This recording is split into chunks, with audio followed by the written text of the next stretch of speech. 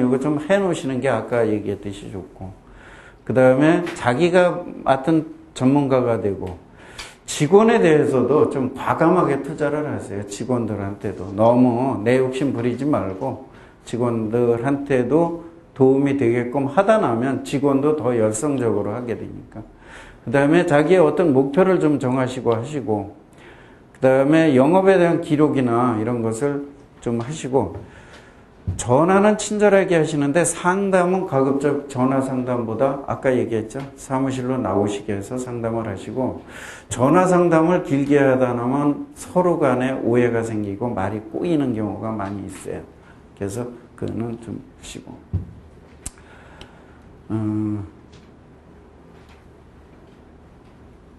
여기는 지금 아까 앞에 거하고 중복되니까. 그 다음에 중개업으로 성공하는 길은 다른 거 없습니다. 지금까지 한 것들을 좀 많이 내 것으로 만들어서 실천을 하시고, 그 다음에 온 오프라인을 지금 통틀어서 영업을 좀 하셔야 돼요. 지금은 옛날 같지 않고. 그 다음에 앞으로 중개시장은 지금하고는 좀 달라져요. 그래서 요 강남에 가면 지금 공실닷컴이라는 것이 있어요. 그래서 공실닷컴에 들어가면 무조건 반타입니다. 여기 단타라고 그러는 게 내 것만 먹게 돼 있고 공실닷컴에서 먹고 이렇게 돼서 지금 하는데, 앞으로 이런 것이 굉장히 많이 될 겁니다. 그 다음에 부동산 포털들이 금융권으로 넘어가고 있는데, 지금 그 부동산 114가 미래에셋으로 넘어갔고, 또 지금 KB 금융지주회사도 지금 정보업체 하나 인수하려고, 그래서 부동산이 금융과 결탁하는, 금융권에서 저거 하는 그런 게 되는데, 이것이 앞으로 FTA가 체결돼서 내년도에 시행이 되기 시작하려면 애국계가 들어오면서 완전히 부동산이 금융화된다. 지금까지 부동산이 아니고 부동산이 이제 금융화된다. 그 다음에 스마트폰 시대가 열리기 때문에 이런 부분에도 좀 많이 신경을 쓰셔야 된다. 그 다음에 이제 그 개인적으로 카페나 블로그를 좀 활용을 많이 하시고, 지금 보시면은 카페나 블로그에서도 그 상업적으로 굉장히 많이들 하셔요. 많이들 하시는데, 저는 바보 같아서 아직까지 못하고 있는데, 많이 하고 있으니까 여러분들은 이런 것도 한번 활용을 해보시고, 요것도 지금 이렇게 연동이라 그러나요?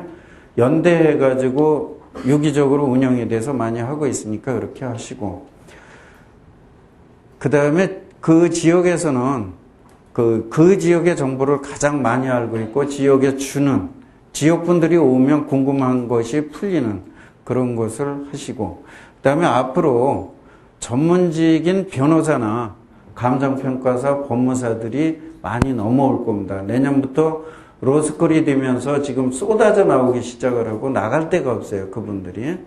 그 다음에 그렇게 되다 나니까 지금 제일 먼저 타격받는 데가 지금 법무사가 지금 굉장히 위축되고 있습니다. 변호사가 확충되면서.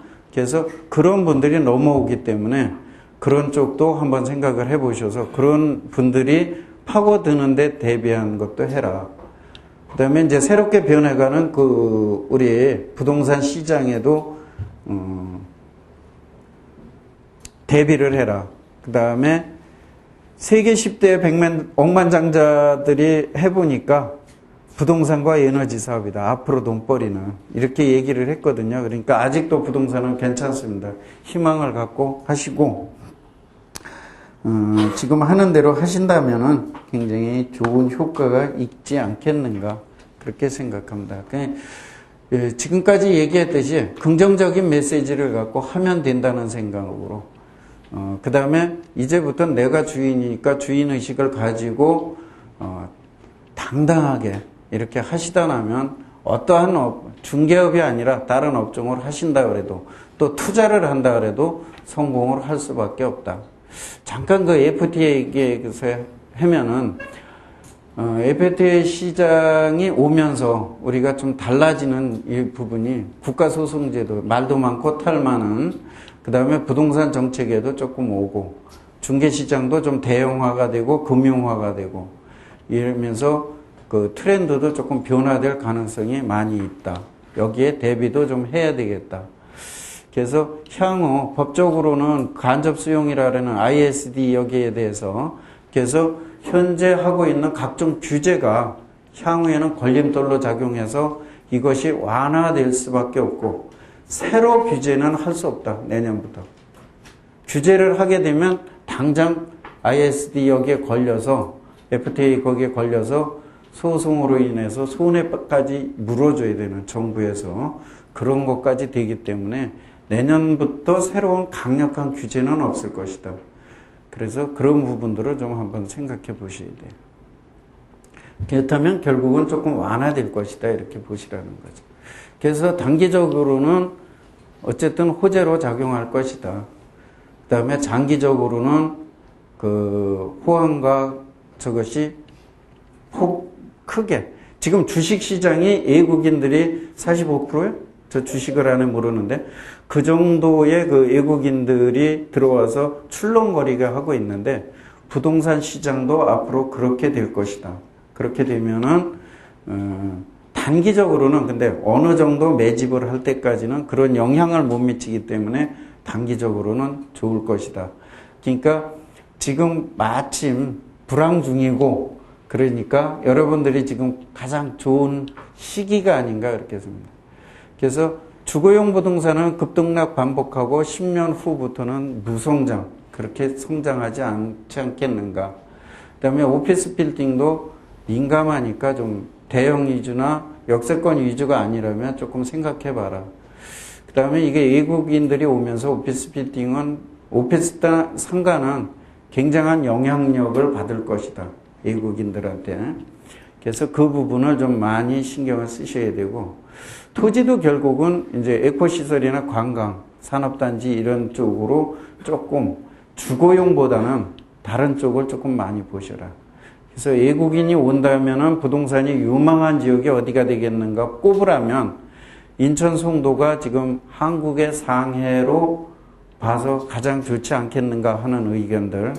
그 다음에 부산이 그 일본이나 이런 쪽에서 오면서 한국의 시드니가 되면서 좋지 않겠는가. 그 다음에 제주도가 그 관광 그 특별 구역으로 해서 요거 5억 토지를 사면, 부동산을 5억 원어치 사면 영주권 주죠. 제주도에. 그 다음에 지금 그거와 맞물려서 평창에도 10억을 사면은 영주권을 주고 있어요. 근데 평창은 올림픽 수요뿐이 아니라 향후에 15지방의 관광객을 유치할 수 있는, 이제 그쪽도 신흥국가들이 부자가 되면서 할 수 있는 그런 영향이 있다. 이렇게 보거든요. 그래서 그쪽으로 해서 우리가 좀 더, 앞으로 대응을 좀 해 나가야 되겠다. 그런 얘기입니다. 요거는 그 내년도에 유행할 거라 그랬는데, 어쨌든 간에, 부동산 시장은 어쨌든 10년 주기설로 봤을 때도 그렇고, 그 다음에 2006년을 고점으로 봤을 때도 그렇고, 지금 그 다소 수도권에서, 여긴 다 수도권이니까 수도권에선 향후 상승할 수 있는 여력이 지금 잡혀 있지 않느냐 이렇게 보고, 지금 그 공동주택 용지가 지금 공급되는 걸로 봐서 이 건설사들이 지금 사기 시작을 한 거거든요. 그동안 안 사고 있다가 금년 하반기에 와서 지금 사고 있어요. 이 얘기는 앞으로 2, 3년 후에 부동산이 좋아진다는 얘기입니다. 그래서 그걸 예측을 해서 한번 보시라는 거고. 자, 그러면 이 세상에 누가 거저주는 건 없어요.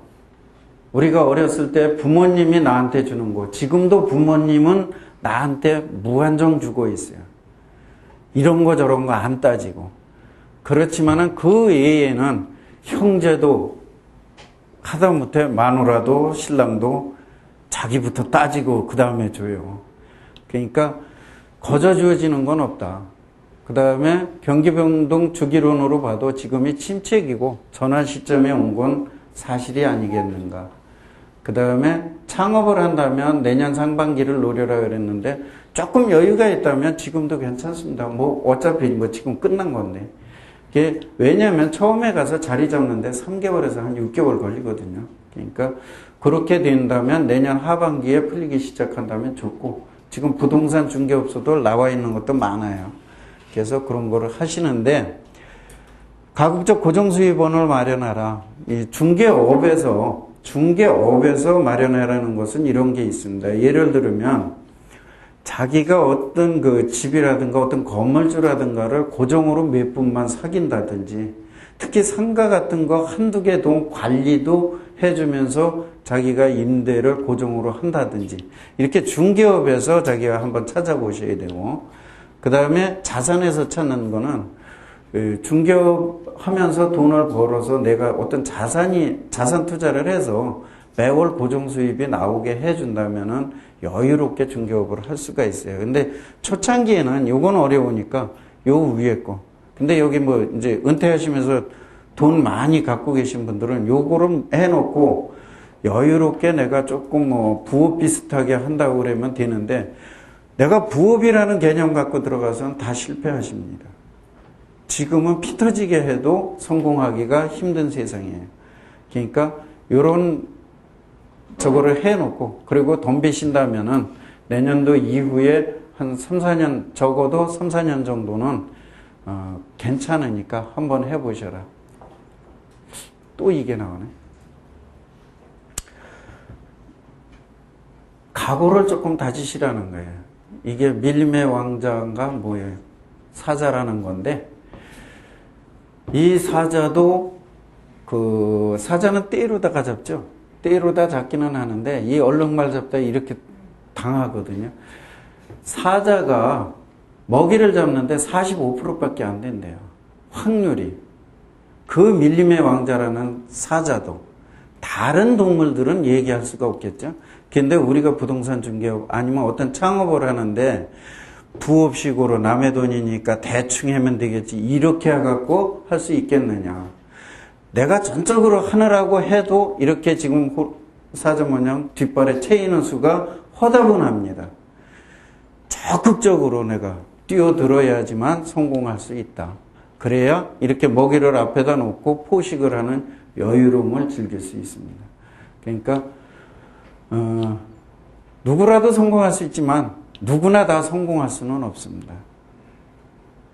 철저하게 준비하고 노력하고 혼신의 힘을 다해서 실천한 만큼 성공할 수 있다고 생각합니다. 그래, 중개업을 지금 준비하시거나 다른 창업을 준비하고 계시다면은 마음가짐을 새롭게 하고 나를 다지고 나의 어떤 마인드를 해서 그걸 집적해서 죽을 각오로 아침에 나올 때 간슬게 빼놓으시고 나오셨다 들어가서 찾으시고, 내가 죽게 아니면